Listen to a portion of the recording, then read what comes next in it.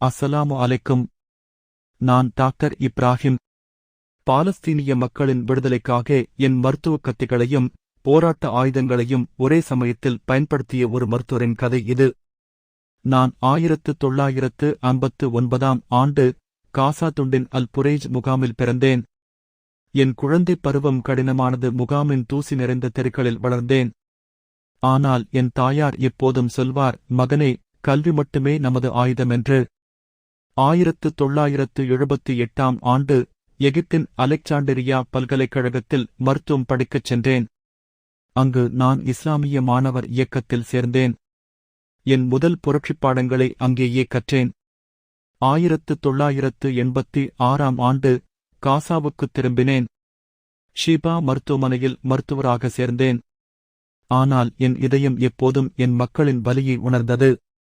ஒரு நாள் யெசேலிய தாக்குதலில் காயமடைந்த ஒரு பாலஸ்தீனிய குழந்தையை சிகிச்சை செய்து கொண்டிருந்தேன். அந்த குழந்தை என் கைகளிலேயே இறந்தது. அன்று முதல் நான் முடிவு செய்தேன், மருத்துவம் மட்டும் போதாது, புரட்சி தேவை என்று. ஹமாஸ் இயக்கத்தில் எனது பங்கு 1987ஆம் ஆண்டு ஷேக் அஹ்மத் யாசினுடன் இணைந்து ஹமாஸ் இயக்கத்தை உருவாக்க உதவினேன். நான் இயக்கத்தின் மருத்துவப் பிரிவை நிறுவினேன். 1991ஆம் ஆண்டு நான் ஹமாஸின் இராணுவப் பிரிவான இஸ்ஸுதீன் அல்கஸ்ஸாம் படைப்பிரிவுக்கு இராணுவப் பயிற்சி அளிக்கத் தொடங்கினேன். என் மருத்துவ அறிவு எனக்கு ஒரு தனித்துவமான வாய்ப்பை அளித்தது. எதிரிகளின் உடலியலைப் பற்றி ஆழமாக அறிந்து அதற்கேற்ப தாக்குதல் திட்டங்களை வடிவமைக்க முடிந்தது. யெசேலியர்களின் இலக்கு 2002ஆம் ஆண்டு நான் யெசேலிய பாதுகாப்பு படைகளின் முதன்மை இலக்குகளில் ஒருவனாக மாறினேன். அவர்கள் என்னை காசாவின் மருத்துவ தீவிரவாதி என்று அழைத்தனர். 2003ஆம் ஆண்டு மார்ச் மாதம் 8ஆம் நாள் யெசேலிய ஏவுகணைத் தாக்குதலில் நான் ஷஹீதானேன்.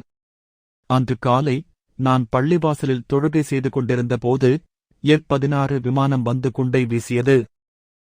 ஆனால் என் மரணம் என் பணியை முடிக்கவில்லை.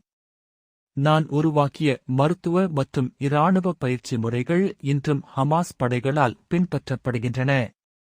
என் பாரம்பரியம், நான் ஒரு மருத்துவராகவும் ஒரு புரட்சியாளராகவும் வாழ்ந்தேன். என் வாழ்க்கை 2 கரங்களைப் போன்றது. ஒரு கரம் மருந்துகளை வழங்கியது, மற்றொரு கரம் ஆயுதங்களை வழங்கியது. நான் உருவாக்கிய மருத்துவப் பள்ளிகள் பாலஸ்தீனிய இளைஞர்களுக்கு கல்வி அளித்து வருகின்றன. என் கதையின் முடிவு இன்னும் எழுதப்படவில்லை. ஒவ்வொரு பாலஸ்தீனிய மருத்துவரும், ஒவ்வொரு ஹமாஸ் போராளியும் என் கதையின் அடுத்த அத்தியாயங்கள்.